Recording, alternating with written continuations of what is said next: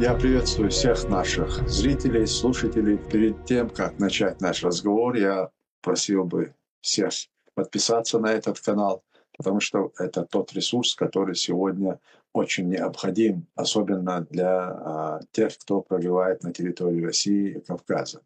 Кавказ и кавказские народы в период Второй мировой войны, их участие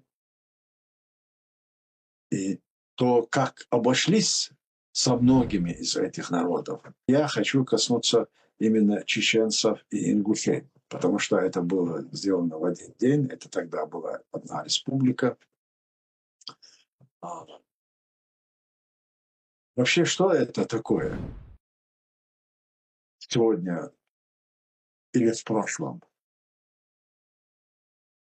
День Победы или день траура для многих народов? Несмотря на то, что нацизм – это безусловное зло, с ним надо было бороться, с ним надо и сегодня бороться, и продолжать бороться. Что сегодня украинцы и делают на самом деле. Война, русско-украинская война – это продолжение вот той нацистской идеологии, которая складывалась в 30-е годы на территории Германии. Оно начало возрождаться именно в России с приходом Путина к власти. Вот именно вот то, что Путин и эта система подыгрывали самым низменным инстинктом толпы, которая выражалась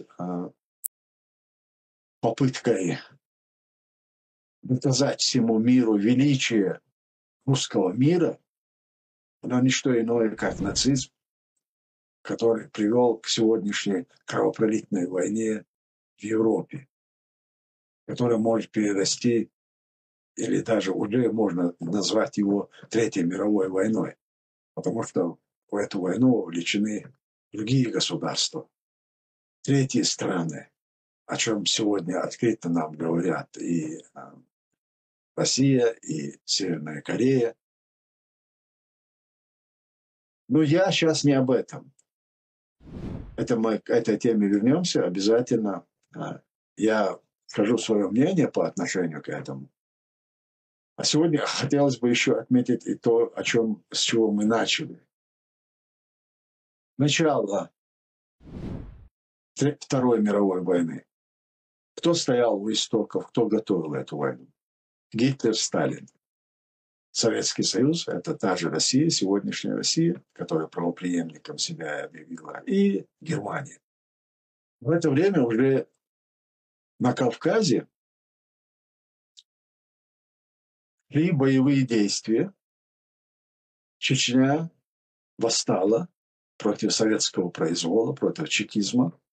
Хотя в 20-е годы, после распада Российской империи, очень многие чеченцы поверили большевикам, чекистам и поддержали именно тот момент, когда решалась судьба Кавказа – быть с Россией или создать свое независимое государство.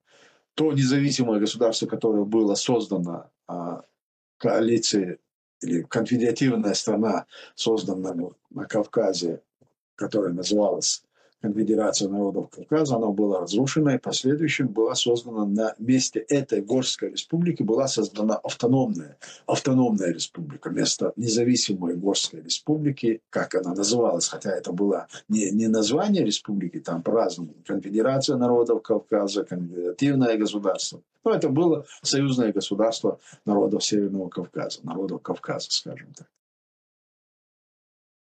И чеченцы, которые разуверились в том, что происходит. Когда началась коллективизация, когда начались вот эти бесчинства, чеченцы поняли, что их очередной раз обманули, и восстали. И это восстание возглавил Хасан Исраилов, в последующем Майрбек Шарипов. И на фоне вот восстания и войны Кавказа началась Вторая мировая война. И тогда было принято решение. Чеченцы сказали, что да, коммунизм – это зло, но нацизм – это большее зло, меньшее – большее. И чеченцы, ингуши, 50 тысяч, вот представьте себе, из того населения, около 500-тысячного населения, 10% населения, 10% мужского населения, дееспособного, они участвовали на фронте. 50 тысяч, более 50 тысяч. Ну, когда чекисты поняли, что они уже выигрывают, союзники Соединенные Штаты Америки, Великобритании, они активно включились в фазу, и началось продвижение уже деоккупации оккупированных стран, республик, городов, и продвинулись к Германии, к Берлину. И в это время 100 тысяч НКВДшных войск было переброшено на Кавказ. Сначала их расселили по домам, сказав, что они солдаты, которые с фронта пришли на отдых, на отбывку, на отдых. Их расселили по домам. Каждый дом были заселены по взводу, по отделению людей, которые находились, жили в этих домах более недели. И 23 февраля было совершено это преступление против народа. Геноцид и чеченского, и ингушского народа. Я сейчас почему об этом вспоминаю? Вот эти 50 тысяч людей, которые находились на фронте, их родственников убивали. Те, которые были неспособны, это Хайбах, сожгли людей живыми. Это Казиной Ам озеро, где утопили несколько сот человек. Русмортан просто заживо закопали людей, которые находились в больнице. Те, которые были нетранспортабельны, их физически уничтожали. Или, как с Хайбаха, было тяжело их вывести на равнину, в город, их решили там на месте уничтожить. Вот этот подход по уничтожению народа, на самом деле это была программа, и в последующем продолжалась война с памятью этих народов и представителей. Уничтожались памятники архитектуры, культуры, все, что было связано с чеченцами, было поставлено и принято решение просто уничтожить саму память об этом народе. И это был не один чеченский, или не чеченский, не только чеченский, ингушский народ, и другие северные народы, народы Северного Кавказа подверглись такому же. И в последующем, уже спустя празднование 23 февраля стало каким-то праздником, который отмечали чеченцы, уже даже те, которые выжили, которые были возвращены после реабилитации. Но в школах, я себя помню, мы праздновали 23 февраля как праздник советской армии. Хотя это, оказывается, мы тогда еще и не знали, детям об этом не говорилось. Это был самый трагический день истории того периода, для чеченцев, ингушей. Точно так же 8 марта и другие праздники, они все эти свои преступления приурачивали к каким-то праздникам. Еще цинизм заключался в том, что жертвы заставляли праздновать день своей собственной трагедии. И вот сейчас, возвращаясь к 9 мая, продолжающаяся война в Украине, вот по истории все знают, какой вклад Украина внесла вот в победу эту. Сколько миллионов украинцев погибло во время Второй мировой войны. И сегодня, продолжая бомбить, уничтожать украинские города, пытаясь уничтожить украинцев как этнос и разрушить их государство, Россия празднует День Победы над фашизмом. Сегодняшние фашисты празднуют победу над фашизмом. Вот в чем парадокс, да, и вот весь цинизм, вот в чем заключается того, что сегодня Путин и эта система. И главное, мы же видим, что они не одиноки в том, что они сегодня вытворяют. У них имеются союзники, которые открыто их поддерживают, и союзники, которые заинтересованы в продолжении этой войны в Украине. Их немалое количество. Поэтому мы можем говорить, что идет Третья мировая война, или мы находимся на грани Третьей мировой войны. Да, мы понимаем, что третья, как мы привыкли, что Третья мировая война, она будет ядерная. Это не обязательно она будет ядерная, потому что ядерная война, это, из этого никто победителем не выйдет. А Путин и Россия сегодня хотят во что бы то ни стало победить в этой войне и взять контроль над всем европейским континентом. Это их основная задача. Применение ядерного оружия, это разрушает все, их планы. И поэтому я не думаю, что сегодня есть... Да, хотя угроза сохраняется, но я не думаю, что они начнут сами инициировать Третью мировую ядерную войну. А мировая война идет, они ее развязали, они ее готовили долго, они уже имеют союзников для поддержания этой войны, которую они ведут сегодня.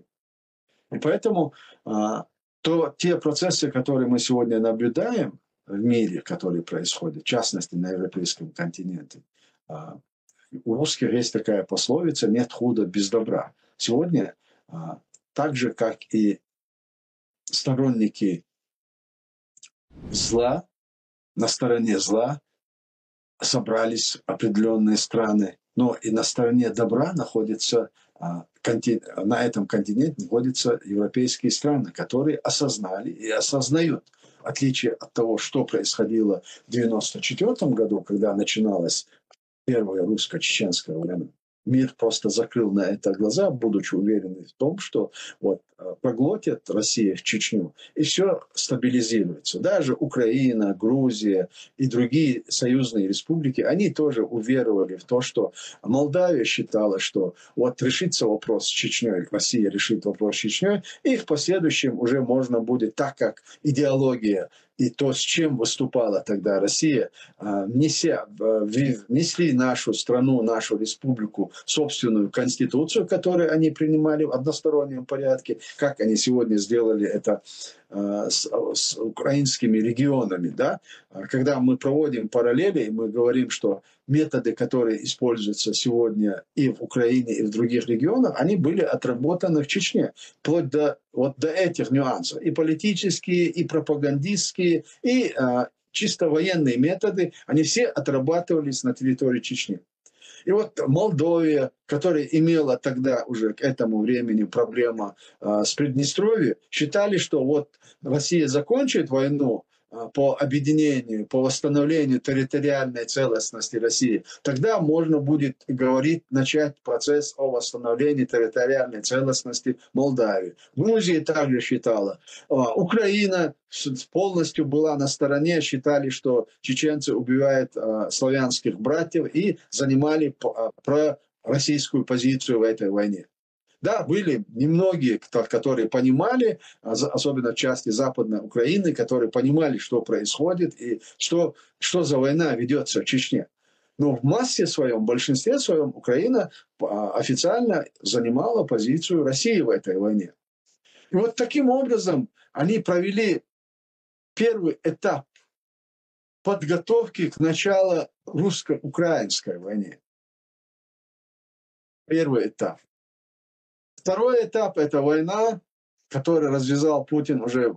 Первую войну, если им не удалось сразу взять и покорить Чечню, мы выдержали, мы отстояли. А России нужна была передышка для того, чтобы заново начать войну. Они пошли на так называемое перемирие, даже не только перемирие, когда мы их вынудили, августовское, это была вынужденная мера остановить боевые действия, потому что под угрозой оказалась жизни 70 тысяч российских военных, которых мы заблокировали вот в 3 городах республики. Это город Грозный, ныне город Джохар, Аргун и Гудермес. Они пошли на перемирие, в последующем даже заключили договор о мире. Поэтому, когда они сегодня начинают рассуждать на тему о долгосрочном, о стабильности и о мире между Украиной, нужно помнить вот этот эпизод, этот период, когда русские пошли на подписание договора о мире и признавали за чеченцами право на свою государственность. В принципе, они и признали независимость. Русские, когда им необходимо взять какой-то тайм-аут или на что-то, какое-то выдержать какую-то паузу, они идут на все. Они соглашаются на любые политические признания с тем, чтобы подготовиться, потому что никакие договоренности с Россией, они не работают, как в свое время или сегодня многие говорят, хотя это я не нашел подтверждения, что именно это Черчилль сказал. Нет, бумага, договор с Россией не стоит той бумаги, на которой он написан. Это сохраняется за Россией, оно есть, не знаю, кто автор, истинный автор этих слов, потому что есть разные вещи, разные версии. Если возвращаться к этому периоду и проводить опять-таки параллель с Украиной, в нашем случае у нас другого шанса не было, кроме как пойти на перемирие. Я только что сказал, в каком положении мы находились. Все международные институты, включая Организацию Объединенных Наций, ОБСЕ, Европейский парламент, вернее, Европейский Союз, Совет Европы, все, включая страны СНГ, которые даже соприкасались, даже Грузия, которая четко для себя представляла, что такое Россия после переворота, после гибели Зияда Гамсахурдия, после его убийства, Грузия всецело занимала пророссийскую позицию в этих вопросах. Мы были оставлены один на один. Это были неравные силы. Конечно, мы не могли упустить такой шанс, чтобы заключить перемирие и мир. Тем более гарантами нашего мира тогда являлась ОБСЕ. ОБСЕ представляет 57 государств. При посредничестве ОБСЕ было заключено это соглашение. В нашем случае мы не могли по-другому поступить. Это было правильное решение. И то, что мы в последующем подписали договор о мире с Россией, где были прописаны самые основные принципы, что в дальнейшем Россия и Чеченская республика Ичкерия будут строить свои взаимоотношения на общепризнанных принципах и нормах международного права. То есть это было признание независимости. Вопрос в другом. Соблюдали в России эти договоренности или нет? Конечно, нет. С первых дней их подписания она их нарушала. И привели к ситуации, к тому, что в последующем сымитировала так называемую эту провокацию с нападением на Дагестан, они начали и взрывы домов в Москве. Когда вот провокация с Дагестаном не прошла, и Аслан Масхадов, и мы заявили о том, что мы не участвуем в этой восстании и в тех процессах, которые происходят в Дагестане. Участие чеченских добровольцев не означает ответственность за государство. И мы привели много исторических примеров, когда такое происходило даже во время войны в Югославии. Россия открыто через телевидение объявляла набор добровольцев, которые отправляла в Югославию. Однако из-за этого НАТО не стало бомбить ни Москву, ни другие регионы из-за того, что русские участвовали в этой войне. Поэтому это оказался аргументом не совсем приемлемым для западного мира и в первую очередь и для российской общественности, которые особо тогда не поддерживали. Вот тогда и произошли взрывы домов в Москве, Волгодонске, Буйнакске, и все, обвинив чеченцев в этом, они начали вторую кампанию. И сегодня то, что происходит с Украиной, и то, что они продолжают эту войну, они не хотят никакого перемирия и согласия, потому что они не скрывают, что задачи, цели и задачи, которые озвучены Путиным с самого начала этой военной операции, военной агрессии против Украины, они не реализованы. Это демилитаризация и денацификация Украины. Это значит, Украина как этнос, украинцы должны перестать существовать, и государство должно перестать существовать. Первое, то, что они заявляют об этих 5 регионах, Крым, Севастополь и другие 4 области, это прелюдия к тому, чтобы полностью в последующем уничтожить Украину. И те условия, которые они ставят, ограничение армии, что никакого военного альянса с Украиной не должно быть. Вот все, что они сегодня выдвигают, это говорит о том, что если не мытьем, если они сегодня военными методами не могут так реализовать, что в последующем они будут политическими методами добиваться вот именно этих целей.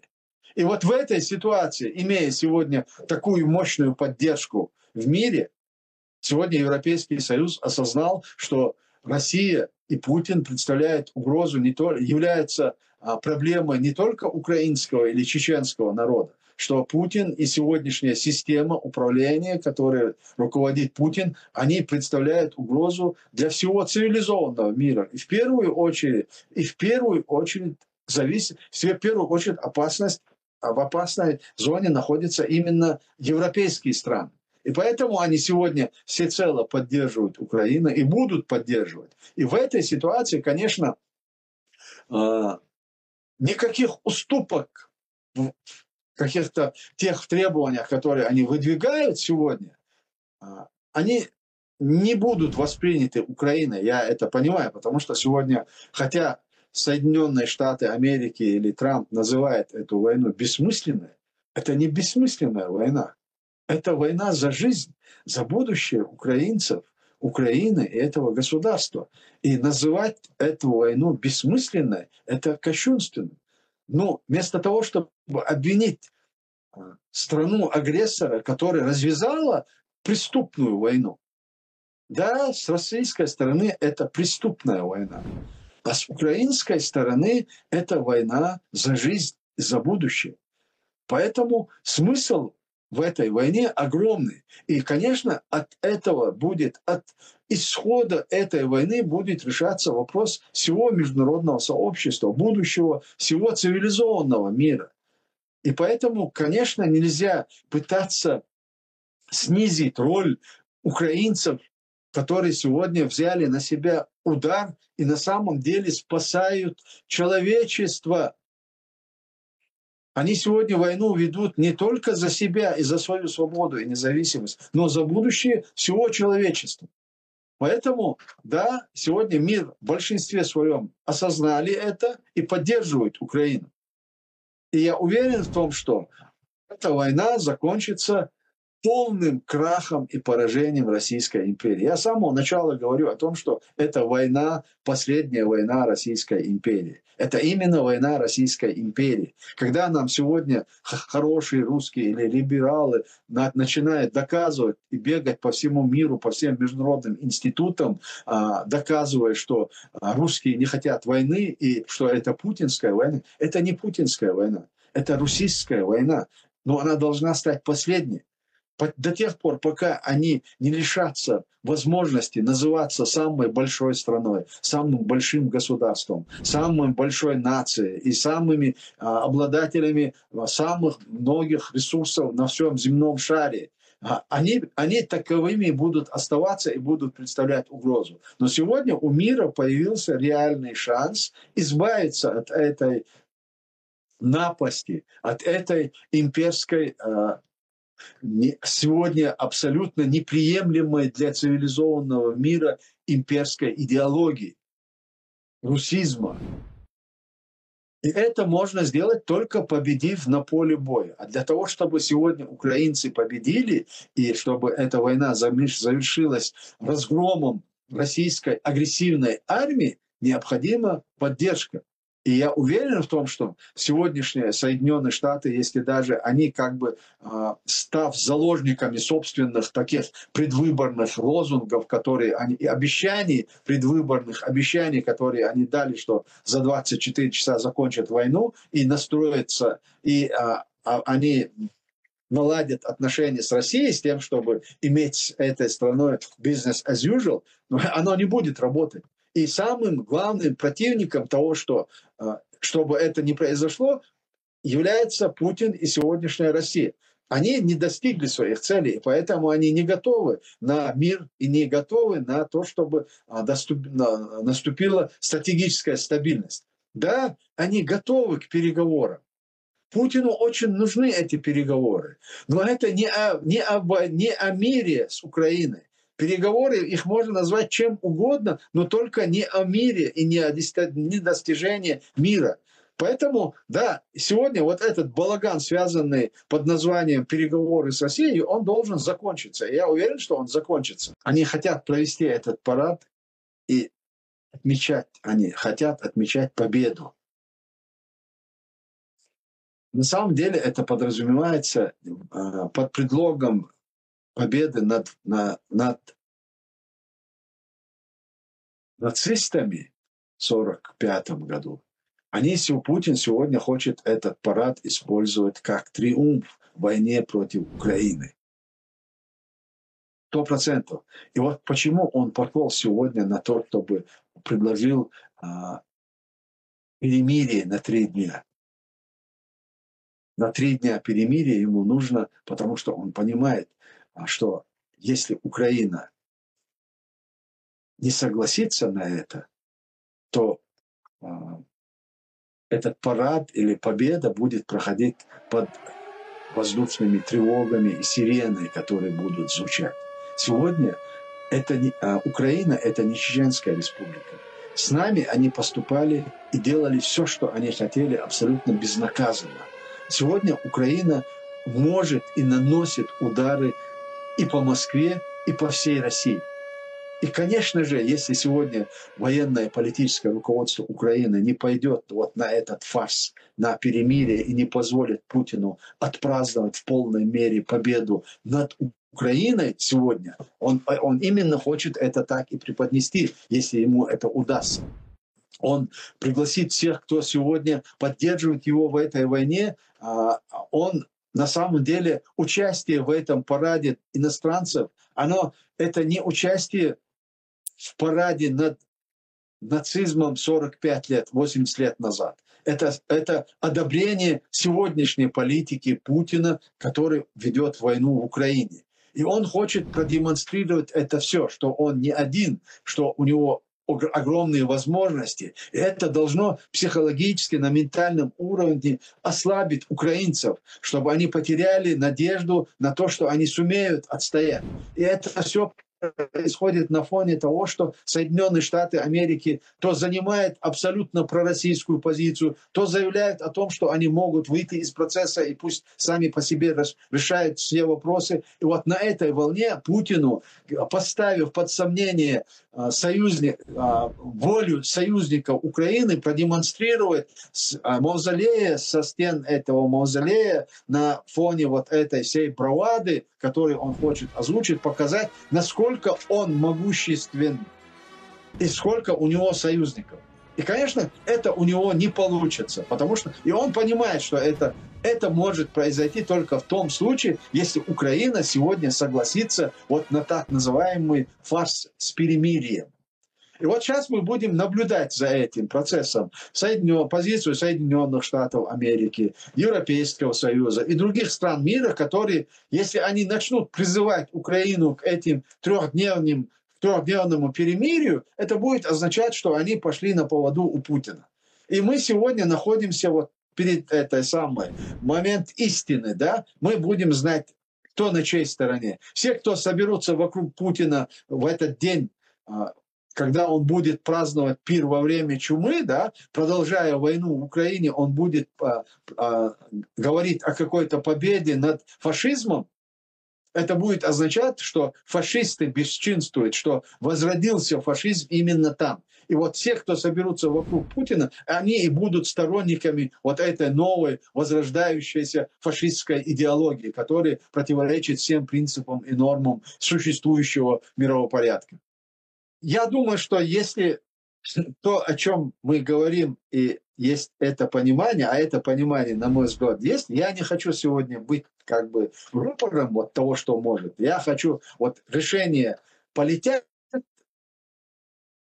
на Москву или не полетят, чтобы это решение осталось за украинцами и за украинским народом и за руководством Украины. Но если говорить о моей позиции, я бы очень хотел бы, чтобы они полетели. А как получится и как поведет себя, и какое примут решение военно-политическое руководство Украины, это уже как бы на их стороне. Это они будут принимать решения. Но я при той ситуации, которая складывается сегодня, конечно, нельзя Путину дать возможность так на широкую ногу провести этот праздник на костях, как говорится, да, и на праздник на тех преступлениях, убийствах, которые они совершили в Украине и по всему постсоветскому пространству. Это и начиная с 90-х годов, и Азербайджан, и в последующем Ингушетия, Молдовия, Грузия, и, конечно, сегодня Украина. Это же не вчера началось, это не позавчера началось. Начало этому было заложено еще в 90-е годы. А уже конкретно сегодня то, что происходит в Украине, к большому сожалению, оно поддерживается именно теми, кто сегодня хочет и придет на этот парад. Завтра кто придет на этот военный парад и кто будет праздновать этот день как победы. Они, озвучивая День Победы над фашизмом, над нацизмом, на самом деле они приходят праздновать победу над Украиной, над тем, что сегодня Путин делает в Украине. Российские войска делают в Украине. Это же не просто там от желания Путина или нескольких человек. Эта война ведется, используя весь ресурс, который имеет эта страна. И материальный, и человеческий потенциал. И Россия поддерживает. Вот эти люди, к которым мы хотим сегодня обратиться по поводу того, как неправильно они живут, они осознанно на это идут. И поэтому говорить с ними бесполезно. Говорить с ними можно языком только силы. Вот они – это тот народ, и там масса, которые любят только силу. Любое другое отношение к ним, они это воспринимают как за слабость. Вот как они привыкли исторически жить и иметь твердую руку над собой, да, тяжелая, твердая рука, им требуется твердая рука. И у них подход вообще к человеческим взаимоотношениям, исходя из этого. Если мы сильные, мы можем делать все, что хотим. Если наш собеседник или наш противник, он слабый, его нужно добивать. А если вы почувствуете силу со стороны вашего противника, вы это принимаете, и вы начинаете это уважать. А другое ничего не работает. И поэтому только победа на поле боя может изменить отношение русистов к сегодняшней войне. Ничего более, ничего другое. Ни призывы, ни логические объяснения, ни то, что там мы сегодня, что это бесчеловечно, там, что это жестоко, что это преступно. Ничего не будет работать. Только сила, которую должна продемонстрировать Украина и сторонники Украины в этой войне, вот это только может повлиять и изменить их отношение к этой войне и к тому, что происходит сегодня и в Украине, и что готовит сегодня Россия для остального цивилизованного мира. После всего моего рассказа, о чем мы с вами сейчас рассуждаем, что Кавказ был разрушен, сегодня находится в таком положении, и в то же время на Кавказе тоже празднуют такого рода праздники и мероприятия. Это такие правила. Если ты подпадаешь под юрисдикцию и ты находишься под оккупацией, это хороший пример для этого и Луганская, Донецкая область, и Крым, где сегодня русские взяли под контроль, под свою юрисдикцию. Страны или народы, или регионы, которые подпадают под оккупацию, они вынуждены выполнять волю тех, кто их сегодня завоевал, оккупировал. И поэтому то же самое все эти годы происходит и на Кавказе. Если я вам говорю, что мы в советское время, когда был Советский Союз, и даже сейчас, вы знаете, что Кадыров запретил отмечать 23 февраля как день трагедии, они это празднуют как праздник. Вот это заданная программа оккупантов по ассимиляции этих народов, по тому, чтобы они забыли, кто они на самом деле. переписать историю, заново все это выдается как какие-то достижения. Вот именно находясь в условиях оккупации, кавказские народы или другие народы, которые находятся под российской оккупацией, вынуждены отмечать и следовать вот той политике, которая сегодня им навязывает именно оккупационные власти и оккупационные структуры, которые Россия установила в этих регионах. Мы же начали с того, что кто начинал вторую, кто разделил Польшу. Вот все, кто сегодня будут праздновать победу над нацистами, они это своих героев, которые совершают злодеяния и преступления в Украине, они их перечислили в разряд борьбы. Они же с самого начала обозначено, да, денацификация и демилитаризация. Украинцев сегодня объявили нацистами, расистами. Точно так же, как в свое время чеченцев террористами, а сегодня украинцы переведены вот в разряд нацистов. И вот все, кто ведет войну и кто участвует в этой войне, они их приравнивают к тем героям, которые погибали во время Второй мировой войны в борьбе с немецкими нацистами. Вот эта логика, которую сегодня навязывает вся российская пропаганда вот этой массе. И эта масса это принимает. И она вот именно эта идеология и востребована для этой массы. Когда Путин говорил в 2000 году Сергею Доренко о том, что на вопрос, а как относится к этому Россия и российский народ, он сказал, что народ у нас правильный. Вот этот правильный народ требует Соловьевых, Скобеевых, чтобы они им давали правильную пищу для того, чтобы они поддерживали сегодняшние преступные деяния Путина и этой системы. Они друг друга дополняют, они друг от друга взаимозависимы. Путин же не просто так появился, сегодняшний Путин или Ельцин. Путин был востребован этим обществом. И то, что сегодня Путин делает, это напрямую он выполняет волю и желание вот этой массы, которая ему аплодирует и поддерживает во всех его начинаниях. Для свободных народов, для тех, кто мыслит, это символ оккупации, безусловно. Георгиевская ленточка. Ну, а для тех марионеток, которые сегодня обслуживают эти режимы, как и в Украине, в оккупированных территориях, так и на Кавказе, да, это для них это символ победы. Символ, на самом деле, признания рабства, своего собственного рабства и признания русистов их величия над собой. Но для того, чтобы это каким-то образом компенсировать вот свое состояние, они это воспринимают и делают вид, что они верят, что это символ победы. На самом деле они сами понимают, что это такое. В завершении нашей беседы еще раз хочу призвать наших слушателей подписаться на канал «Кавказ Фридом». Это очень важно, чтобы доносилась правда, особенно для народов и представителей Кавказа, и для тех народов и регионов, которые сегодня находятся под российской оккупацией. А касаемо завтрашнего дня, День Победы, который как бы будет отмечать Путин, несмотря ни на что, я уверен в том, что какие бы события ни происходили, он от этой идеи не откажется, потому что это то на чем сегодня стоит вот эта вся система, которую Путин и вот система, которая создавалась под Путиным и которой руководит Путин. На самом деле, то, что сегодня происходит, этому подготовка была начата еще задолго до этого, о чем я говорил выше. И то, что сегодня и народы Кавказа, и весь цивилизованный мир просто должны осудить войну в Украине.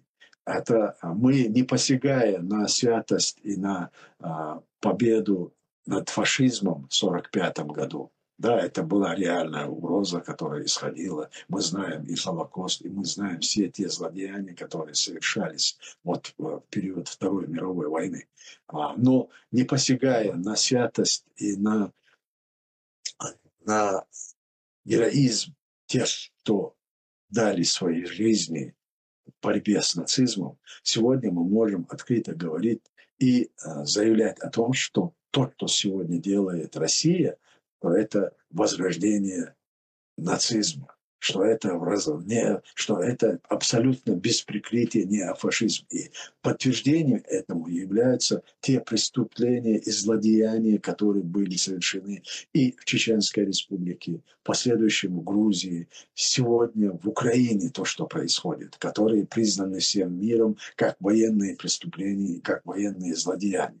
И вот сегодня мы, когда стоим перед дилеммой, на чьей мы стороне, на стороне добра и зла, мы должны четко для себя определить.